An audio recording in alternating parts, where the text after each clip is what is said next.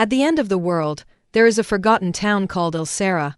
It is located at the junction of mountains and the sea, far away from the hustle and bustle. As if abandoned by time, the residents here live a simple and peaceful life, working from sunrise to sunset. There are no bustling markets, no magnificent buildings, only pieces of barren land and a few dilapidated wooden houses. However, it is on this seemingly desolate land that life exists in the most primitive and powerful way. There are not many residents in Elsera, and the most eye-catching one is a man named Carl. Carl is over 40 years old, thin, and his face is covered with traces of wind and frost. His eyes are deep and calm, as if he can see through everything in the world. Carl has never left Elsera, and he has never thought about leaving. His life is extremely simple. Every morning, he will take a worn-out hoe, walk to the barren land, and start a day's work. He has no extravagant hopes, no desires, but just silently cultivates, day after day, year after year. Carl's land is not fertile, and can even be said to be barren. The soil was full of gravel, and occasionally a few thin weeds could be dug out. However, Carl never complained.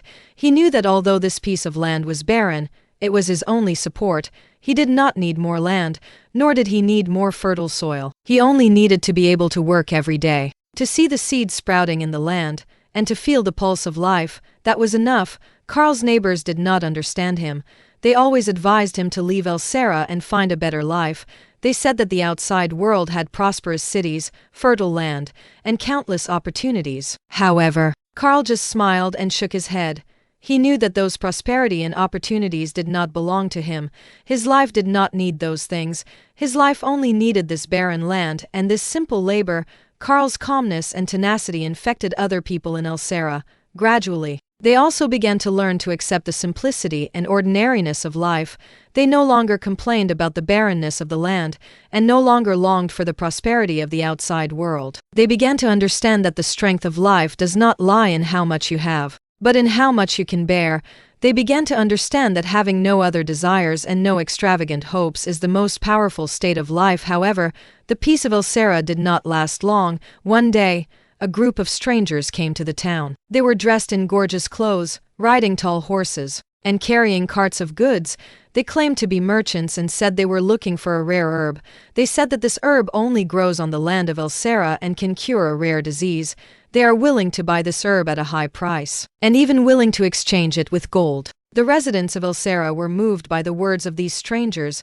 They had never seen so much wealth, and never thought that their barren land could produce such precious things. They began to dig the land frantically, looking for that rare herb. They threw away the farm tools in their hands and their peaceful lives, just to find that herb and exchange it for wealth. However, Carl did not join them. He still walked to the land with a hoe every morning and still cultivated silently. He knew that the herb did not exist. He knew that those strangers were just taking advantage of their greed and their desires.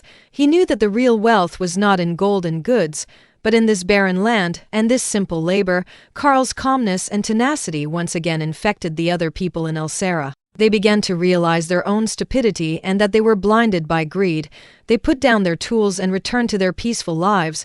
They began to understand that the strength of life does not lie in how much wealth one has, but in how much temptation one can resist. They began to understand that having no other desires and no extravagant hopes is the strongest state of life. However, the strangers did not leave. They saw that the residents of Elsera had regained their peace and began to feel angry. They decided to seize this land by force. They rushed into the town with swords and horses. They burned houses and trampled on the land, trying to conquer this barren land with violence. The residents of Elsera were terrified. They had never seen such a terrible scene and never thought that their peaceful life would be broken so easily. They began to flee everywhere, trying to avoid the swords of those strangers. However, Carl did not run away. He stood on his land, holding the worn-out hoe in his hand, with a firm light in his eyes. The strangers saw Carl and laughed at his stupidity. They rushed towards Carl with swords and tried to knock him down. However, Carl did not retreat. He waved the hoe and fought with the strangers. His movements were clumsy but full of power. His eyes were calm but full of determination. He knew that he could not retreat. He knew that he had to protect this land and this peaceful life. Carl's bravery and tenacity infected the other people in Elsera. They stopped running, picked up the tools in their hands, and joined Carl. They fought with the strangers and tried to protect their homes. Their movements were clumsy but full of power. Their eyes were calm but full of determination. They knew that they could not retreat.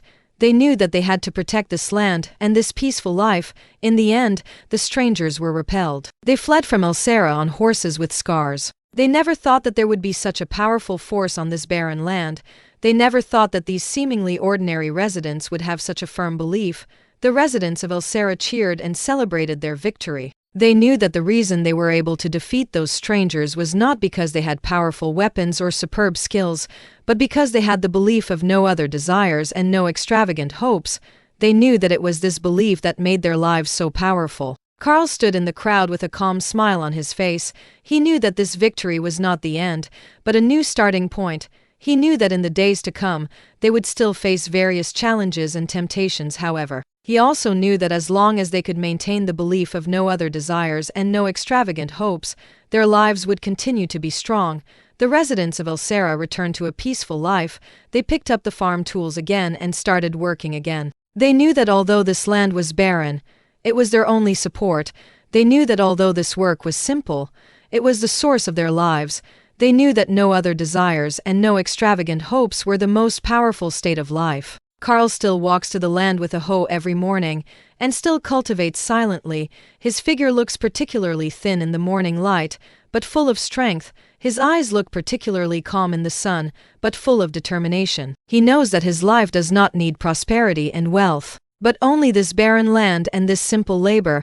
He knows that he has no other desires and no extravagant hopes, so his life is strong.